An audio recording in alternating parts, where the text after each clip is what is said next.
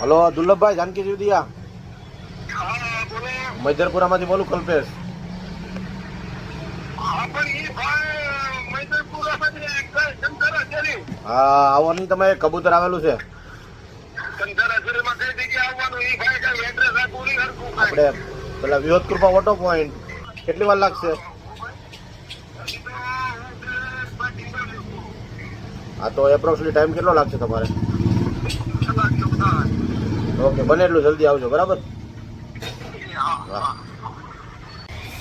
આપણે દુર્લભભાઈ છે, હમણાં અડધો કલાક પહેલાં આપણે વાત કરી હતી, ફોન કર્યો તમને કે ભાઈ કબૂતર એક દોરામાં આવી ગયું છે ને પાંખ કપાઈ ગઈ છે, જરાક પગમાં પણ લાગેલું છે, તો જલ્દી આવજો. તો એમને કલાક કીધું હતું, પણ એ અડધો કલાક જેવું થયું તરત આવી જાય ફટાફટ, બરાબર છે. આપણે અહીંયા જે વર્ષોથી આવે છે કબૂતર રેસ્ક્યુ કરે છે, અને આપણે હર ઉત્તરાયણ પર એ કબૂતર 25 થી 30 કબૂતર અમે લઈએ છીએ અને રેસ્ક્યુ કરીને આ દુર્લભભાઈને અમે આપીએ છીએ જાનકી જીવદિયામાં.